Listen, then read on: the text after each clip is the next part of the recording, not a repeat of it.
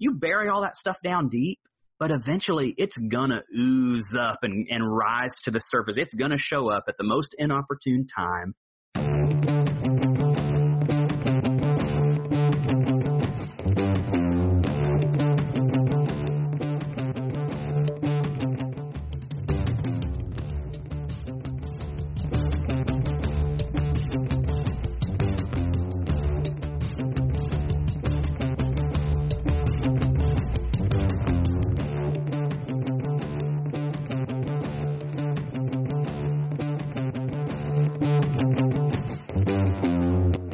Everybody, I'm really looking forward to today. It should be a fun conversation. I'm bringing on Steve Austin. Steve was a pastor when he nearly died by suicide. In the past 6 years of recovery, he's learned a lot of things, but the two greatest lessons are these: let go and hold on. Now he's an Amazon best-selling author, podcast, host, speaker, and life coach. There's more to his bio in there, guys. If you know me, I'm not going to read all that crap. So, Steve, dude, welcome to the freaking show. I'm looking forward to this. Man, tell us who you are. Tell us your journey. Tell us how you got there. And this should be an interesting spin. Take it from there.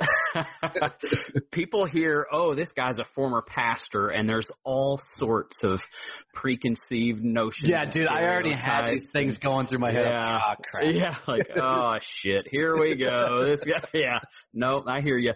It says former pastor for a reason. Yeah, I was born and raised in the buckle of the Bible Belt. Birmingham, Alabama, about as Dixie as you can get. And man, we were in church every time the doors were open. Sunday morning, Sunday night, Wednesday night, you name it. My dad was the sort of every Sunday solo singer, and mom, helped out with Vacation Bible School and all that stuff. So we were a very churchy Southern Baptist, ultra right-wing, very conservative, fundamental Christian family. Yeah, no cussing, no drinking, no dancing. Right. Oh, no. Yeah. Alcohol. The associate pastor preached a sermon every year, the alcohol sermon, and it was the most popular sermon he preached all year long. And here it is in a nutshell. I can summarize that 30-minute spiel. If alcohol touches your lips, you're going to hell. Oh, I'm screwed. Yeah, you and me both. Burn, baby, burn. I was raised that way. I did my very best to live that way. And most people would have said I was successful at it until I was about 28. And I looked good on the outside. People would have said Steve Austin is this guy who is on top of the world. I was the star student in high school. I went to school on a full ride scholarship. Went to Bible college for a couple of years. Looked really good from the outside looking in. But when I was a senior in high school, I was 17, senior in high school, started having flashbacks, panic attacks. I was on this field trip. I was part of this leadership forum where they picked 2 or 3 students from each high school in the district, and we would go around to different companies and government agencies and meet leaders in the real world and get to ask them, questions and really learn about leadership in real life. And this particular day, we were at the Department of Human Resources, which is CPS and other places, Child Protective Services, that kind of thing. It's where the kids go when they've been abused or neglected. It's where you'd go to pick up food stamps and that kind of stuff. Right. So we're there, and the director of the DHR comes in, this lady, and she brings a couple of dolls with her, and she's explaining that when a child has been abused, they would sit down with a social worker, a counselor, or the police, and try to point and explain where they had been harmed.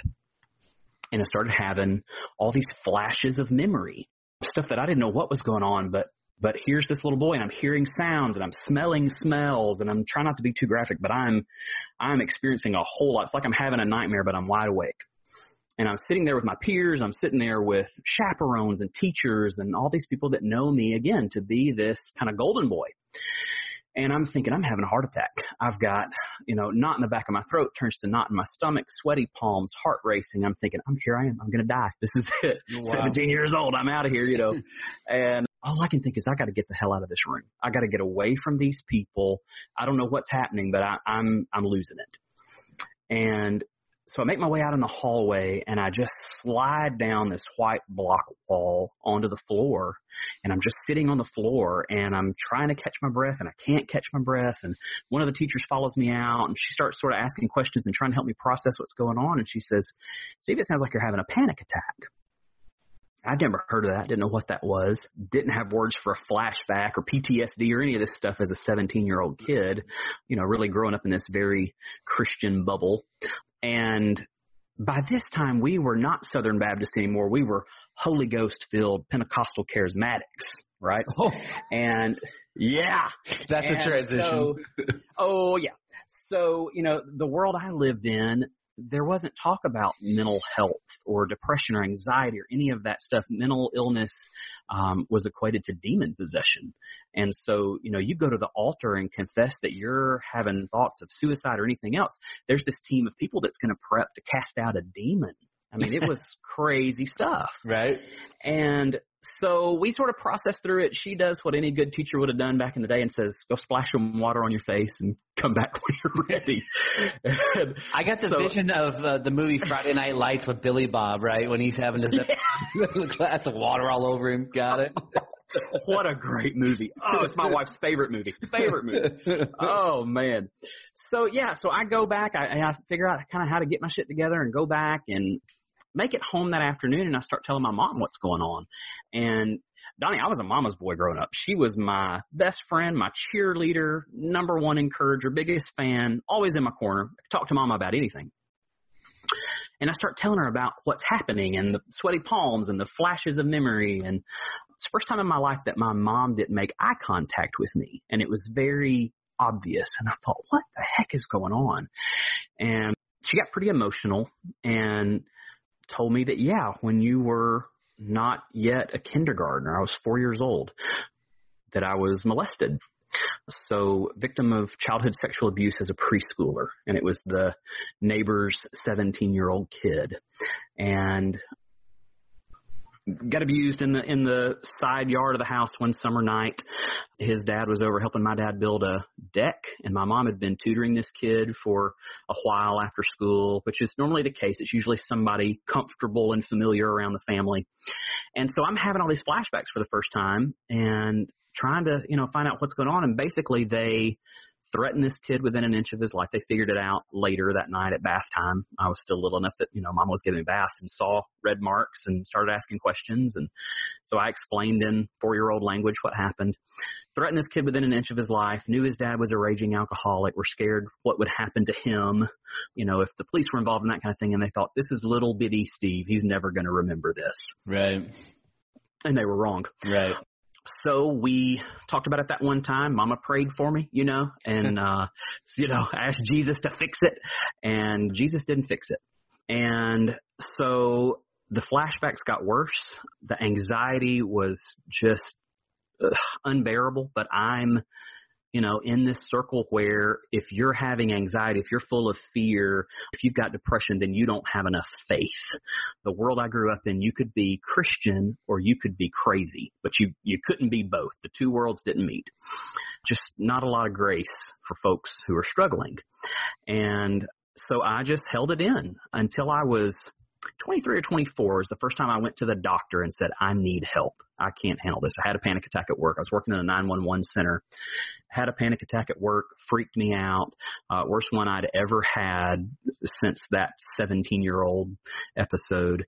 And the doctor put me on antidepressant, anti-anxiety meds. It helped a whole lot for a while. And then I was 28, serving as a youth pastor, worship leader in a Southern Baptist church. I'd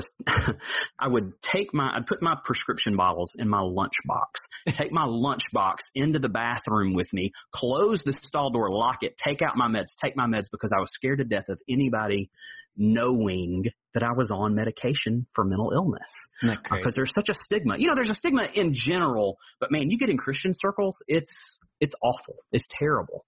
And so 28, the medicine wasn't helping anymore, was married, had a wife and a little boy, and got to the point, and this is, I think, one of the most dangerous places you can get to with mental health. I got to the point where I said, it would be better for them if I just disappeared. I felt like I was a burden on my wife. She's young. She's beautiful. She can remarry. My little boy is not yet a year old. He'll never remember me. This is the time that I should just, end it all. So weeks and months of thinking, I'll just drive into the overpass. I'll just floor it and they'll think it's a mistake. And then through a matter of some circumstances, lost my dream job. Didn't really have anything to do with the mental illness, but lost my job and just felt like the biggest failure ever. And managed to get a contract job for 2 weeks out of town. I was a couple of hours away from home, staying in a hotel room by myself. And I've got all this mental illness stuff going on. And then I've got what Brene Brown calls the shame spiral. All this, you're not good enough, you're not man enough, you're not strong enough, you're not Christian enough, all these you're not enoughs. And there at the end of that 2 weeks, the night before the last day of work, I said, I'm done. I can't do this anymore. And, I know now when you are in the dregs of depression, being alone is about the worst thing you can do. Depression and loneliness are just, that's a cocktail for disaster. Absolutely. Yeah. And so tried to end it all and took a whole bunch of prescription meds, over-the-counter meds, and they found me about 12 hours later when I didn't show up for work. People got worried and called the hotel, and the hotel tried to knock on the door, and I wouldn't come to the door, called the police, and they finally broke in. And I woke up in an ICU room, in a hospital room, numb from the waist down. Spent 3 days in ICU trying to figure out if I was going to be able to feel my legs again and if my liver was going to fail. And what the heck am I going to do if I ever get out of here? So that is where my life began. What a freaking ride and journey. Holy shit. Yeah. And it's what's interesting to me is it's amazing how much our upbringing affects us for the rest of our life. Oh, yeah. Is those life experiences as a kid really do carry on, even on my journey. I've got plenty of stories of, things that happened to me that were nowhere near as traumatic as they happened to you, but still affect some decisions and things I do in life later. It's amazing.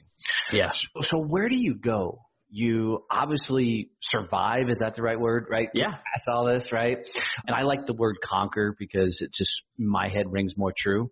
Sure. You conquer that minute in your life. And what I want always people to always understand is you're on a journey and every interaction is just like a minute, a moment of your time, right? Absolutely. So where do you go from there, right? You've beat this or you're moving forward in this. What happens next? Yeah. Well, immediately next was after 3 days in ICU, getting a wheelchair and this great big orderly. I remember thinking, he's a giant, rolled me down the hall to the elevator. And of course we go down to the basement of the hospital. You got to be in the bowels of the hospital to go to the psych ward. They want to hide all those folks away. Then a week on the psych ward. And wow, that's an experience. For the longest time, it felt like a waste. I thought, what the heck are we doing here? We're sleeping, we're taking a nap, we're eating 3 meals a day and having a snack, and we're talking about our feelings, happy, mad, sad, and glad, and we're cutting pictures out of magazines to try to explain how we're feeling. Like, it was like glorified vacation Bible school, and I had done that for years, Get me off the arts and crafts floor. But, I look back now and realize that we were disconnecting is what we were doing. We're all adults. We're all in there at the end of our rope, and we're learning how to disconnect. We're disconnecting from the busyness that we're all addicted to. We're disconnecting from the unrealistic expectations of other people. We are talking about our emotions because our emotions are messengers. Our emotions are constantly telling us, hey, something's going on. Something's really good. Something's really bad. Something's pissing me off. What is all of this trying to tell me? We're building a support system. We're limiting our access to all these other people and only talking to our approved people who are safe for us, who are healthy for us, who are going to help us, who are going to be there for us. So the psych ward really changed my life. It was the beginning of getting honest, being brutally honest. And so I remember my wife came and picked me up after so many people, including all of her family, said, leave him. he's crazy. He's never going to get better. You don't deserve this. You didn't ask for this. You got a little boy to think about. She said, no. She said she came home. My little boy, the day after my suicide attempt, my little boy turned a year old. And she had to have a birthday party, and I'm in the hospital. Yeah. But she said she came home, and she's holding him in her arms, looking at him, and she said, just at a year old, I could think of all the ways that you'd poured your life into him and the ways he looks just like me. And she said, I had to think back on the man I married and the truly good man that I knew that you were. And so we're driving home, and she said, here's the deal. If you will promise to never lie to me again, if you will promise to never hide your feelings, to hide your struggles, if you'll promise to show up and tell me the truth, even when it is uncomfortable, even when it is extremely awkward, if you will always tell me the truth, I'll stand by you. I'll be with you. I will be your number one supporter, and we will get through this. But we're going to go to therapy. Yeah. So maybe your wife should be on this show because she's a badass. She is a badass. She is a badass. I mean, the strength in a spouse. Yeah. To look at their husband, their wife, whatever, and say, look, I'm here. There's some rules, which I think is badass as well. Yeah. But to lay it all out there is just, it's a beautiful thing. So go ahead. Yeah. Go ahead. Yeah. Yeah. She became, grace for me. Grace is a big churchy word that we think of, we think about amazing grace. Everybody's heard it. It's one of those words that we only expect to hear from behind the pulpit. But I understood grace that day. And for the last 6 years in recovery, I have understood grace because she has become the tangible grace of God to me. She has been there at my lowest point, my biggest fuck up. She has said, okay, well, I believe in you. I'm here. I'm not going anywhere. Now let's get to work. And so getting to work looked like marriage counseling. It looked like each of us having individual therapy sessions for a long time. It looked like her making sure I was taking my medicine and getting exercise and getting good sleep, doing all of those things. It also looked like for us, and this was just our choice, doesn't work for everybody, but we didn't talk about it with anybody else for a year. My parents knew, her sister knew, my grandparents knew, and that was it. We didn't talk about it to friends. We told people I had pneumonia, and that's why I was in the hospital, because we just said, look, it's sort of like in grief in any other instance, somebody dies, and people are coming through the line, and the family member standing there comforting everybody else. And it's like, you're the one grieving. You're the one needing to process. Yeah. And so we just said, we're going to pull away and we're going to get our stuff together. And when we feel comfortable talking about it, if we feel comfortable talking about it, then we will. And so it was about a year later, I said, I think I need to talk about this now. I think I need to tell people what happened, because the strange thing is I hadn't given up on the church. The church gets mental illness wrong most of the time, but I just believe there's a lot of good there. The church has screwed a lot of people over, wounded a lot of people, abused a lot of people. There are plenty of folks who will never step back in a church, and I totally understand and respect that. But I also think that the church can do a lot of good if they're educated, if they're willing to listen, if they're willing to learn. And so I said, I want to tell this story because I don't think I'm the only one. And so I blogged about it. I've been blogging since 2010, but I took the year off. And so that first blog back after being gone for a year, I told my story from pastor to a psych ward. Recovery from a suicide attempt is possible. And it blew up. And people were contacting me from around the world going, oh my gosh, me too. I thought I was the only one. Oh my gosh, I've been scared to death to tell anybody. And, there's people sitting in pews in church every Sunday, miserable as hell, hurting, scared to death. And it's crazy because whatever you believe in, if you believe nothing, that's okay. But here's this guy, Jesus, who says, come to me, all you who are weary and heavy laden, and I will give you rest. Come to me, all you who are burned out on religion. Come to me, all you who have tried to do it right and it's blown up in your face, and I will make room for you. And we tell people that like the first Sunday they show up, but within about 2 weeks, we want to know what committee you're going to serve on, and would you like to sing? And, we start putting all these expectations on people. And so my job the last 5 years has been telling my story, educating people, working through some anger so that I could be a help to church folks and anybody else who just doesn't get it. Well, and here's the interesting thing. So A lot of my listeners are in the business realm. Okay. Yeah, sure. And everybody wears this mask in the corporate environment of, when you see them, life's perfect, right? Everything's amazing. Everything is heading in the straight line. You know, front they put on in the corporate world, business world, because God, nobody's ever supposed to know the demons that you're battling with. And, you know, I always talk about absolutely that inside of us lives this little gremlin that's lived our entire life. And every time you try and go for it in life, that little gremlin's scared of you being more than that world. So he pops up in the ear and goes, dude, you remember last time you put yourself out there? That sucked. Or you remember the last time you did this?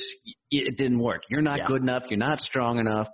But nobody wants to talk about those things in a real terms of dealing with upbringings and going as far as almost committing suicide. I mean, probably give it another few hours and you wouldn't have made it off that floor as your body continued to oh, absolutely.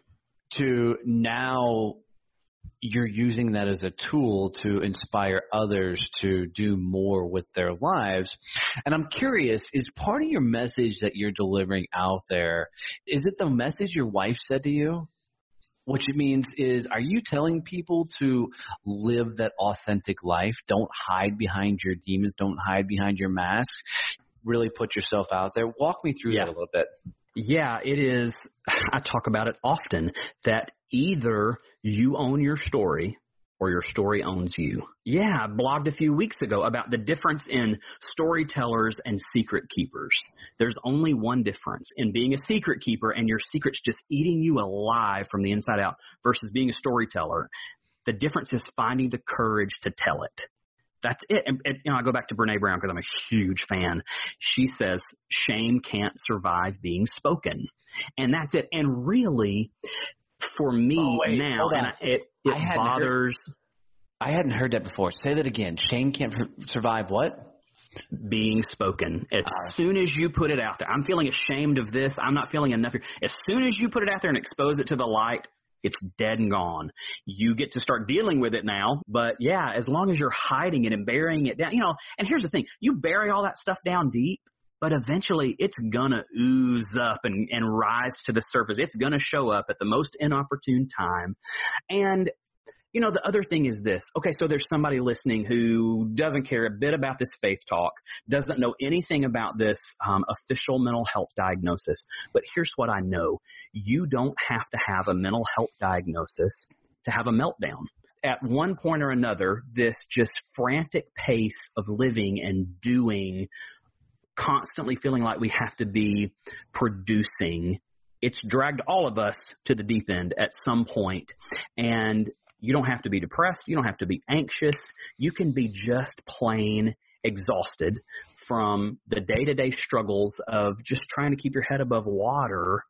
And yeah, I think it all starts with saying, I'm not okay today. You know, maybe I'll be okay tomorrow, next week, 3 months from now. But today I'm not okay and I need help.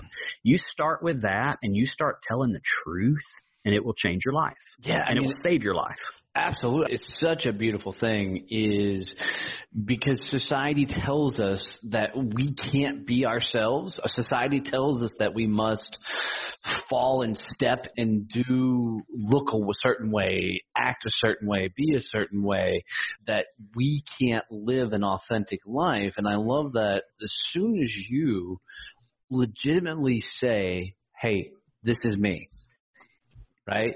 And you really embrace that this is me, this is my story, this is my journey. The world gets right. The world starts fixing itself because if you're not right, your business is not right. If you're not right, your family's not right. And it's amazing what kind of transformation people can go through once they start embracing themselves. So what are you doing now with all of this? So I know you got a couple of books. I'm betting you're doing some public speaking. Mm-hmm. You know, walk us through that journey. Yeah, so I have a new book coming out in October, and it's about all of this. It's called Catching Your Breath, The Sacred Journey from Chaos to Calm. And it is my attempt to broaden the conversation. Everybody knows me as either the pastor or the former pastor and the suicide prevention guy. This is my first book that's not a Christian book, and it's not just about suicide prevention. It is a book that is for anybody who has ever felt completely overwhelmed by life and they go, what do I do now?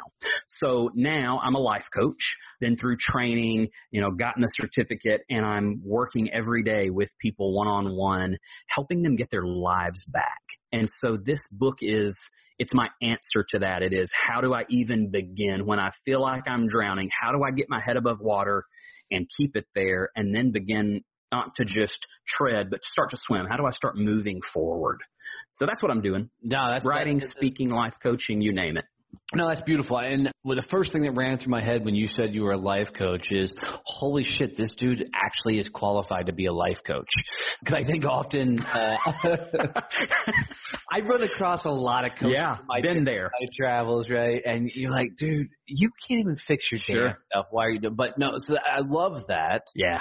Because I think you've been through it, you've survived it, you've conquered it, and you're moving forward to life. So what a great person to be able to help other people on their journeys as they continue to go forward. It's really, really an awesome thing.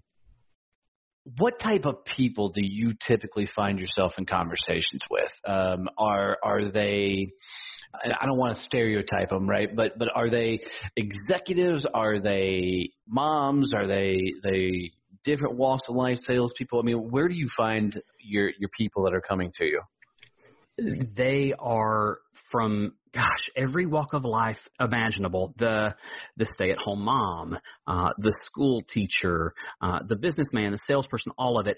Usually the common thread is, number one, what we've just been talking about. I'm overwhelmed and I don't know how to get past it. I also, because of my years, a decade as a pastor, a lot of people come to me now who say, okay, I'm done with the church, at least for now. I'm not going back. I'm not interested in what they're selling, but I want to figure out how to still embrace genuine faith or spirituality, whatever that looks like for me, but I don't want to be a part of the institutional church. So help me work through spiritual abuse, help me work through church hurts, and still somehow engage with God, whatever that means. So I get a lot of those. And something new, I've sort of branched out into relationship coaching because, my God, my wife and I have been through it. Yeah, no kidding. Yeah.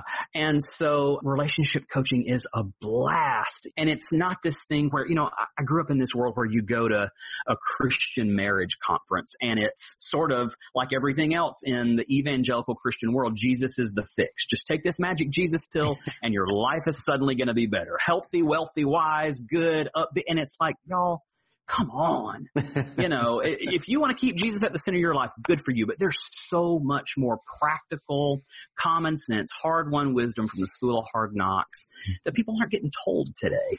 So I'm loving that side of it too. No, that's huge. I just recently had an opportunity to go speak at the local prison here in my hometown. And they have a program. I'm going to screw it up, the name of it. And it sucks because a friend of mine helped establish this program. But basically what they do is it's a voluntary program for the prisoners.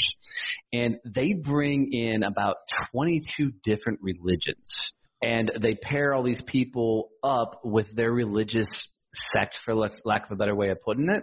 So you got everything from your Baptist to your pagans that are all going through this program. And for me, that's a beautiful thing because I think people need to find their own message on their journey, whatever that may be, right? And it was an all-women's prison. And these ladies that are going through this program, it's voluntary, and they're learning how to make better choices in their life by surrounding themselves with other people and learning to embrace different things on their walk and their faith and journey. So I love to hear you say that there's more than what a lot of people say, pray to this, do to that, whatever, and it's all fixed. Because the truth of the matter is, at some point in everybody's journey, you got to raise your hand and say, hey, I need help. Yep, that's it. That's why there's business coaches, life coaches, success coaches. That's why people are out there counseling. On another podcast, I talked to a former Marine, which I am, of 4 tours in Afghanistan, came back, was battling PTSD, was on that whole suicidal verge and everything else. And he found meditation. He found these, I don't fully understand, but these bowls that you do these things with, yoga. And because of that, he was able to walk away from all medications, right? All opioids, all the stuff, So yeah, I don't care how people come amongst their journey to get right in their head, right? Yeah. Get right in their heart. As long as you start realizing you're not alone in this thing, there is hundreds of thousands of people that are going through the same shit you're going through. And I think that's what holds a lot of people back is they're always so scared of what if people really see how I am at my core? What are they going to think? Right? And my response is always, quit giving a shit. Because nobody, when you're that's exactly right. Yeah, as soon as you walk away from that conversation, as soon as you're out of eyesight with that person is no longer thinking of you. Right? We want to think they are, though. We want to think they're thinking about us the rest of the day. And it's like, no, they don't care about you that much. No, come on. Right.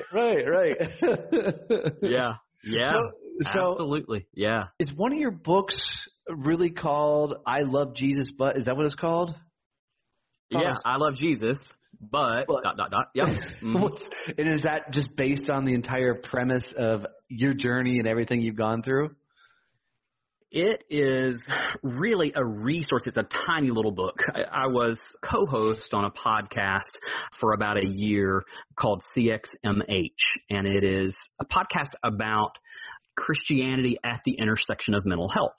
So the host and I, both Christians, both got mental health diagnosis. He's a mental health clinician, whatever that's called. I can't even get it right. But we would bring on a mental health expert and leader in the faith community and have a conversation.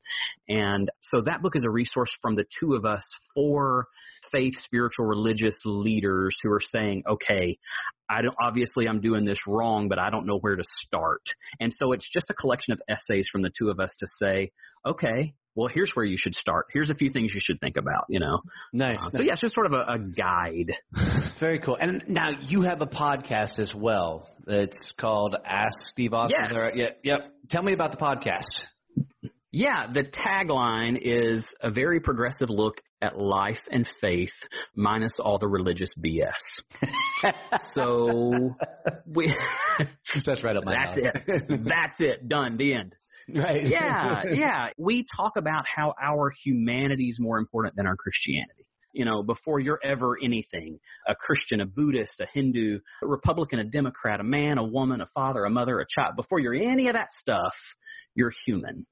And just by nature of being human, my gosh, we need help. We need each other. We need reminders that we're not alone. We need permission to practice self-care and to slow down and to let go. And so that's what this show is about. We talk about everyday spirituality, but I don't think it's, I have plenty of people that listen to the show that are nuns, not nuns with the thing, but like they're not practicing any kind of religion.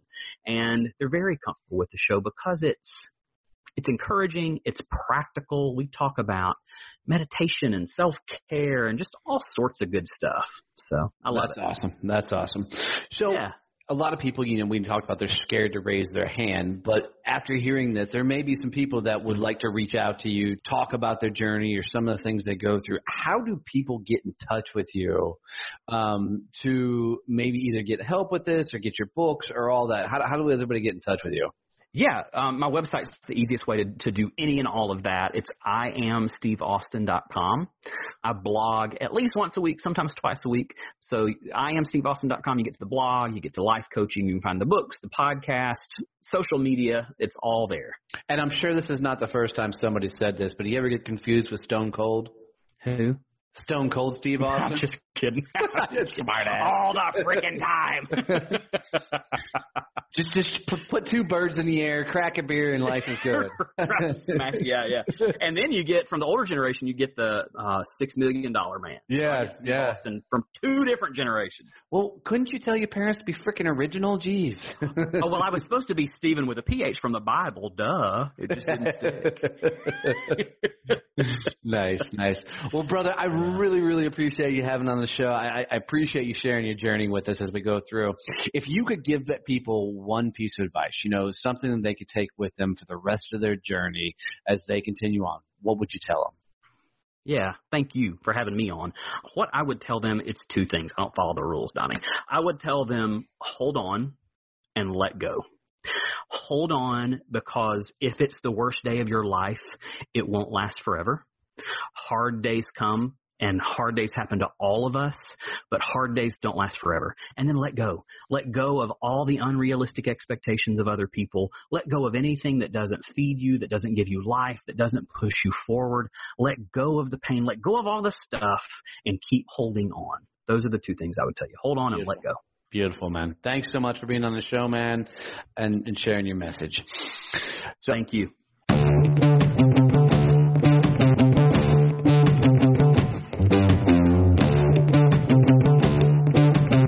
Hey guys, seriously, thanks for listening to this badass episode. I love doing these. I love to hear people's stories and journeys, but what I love most is if you can comment, if you share, if you can tell your friends about this podcast, that would mean everything to me.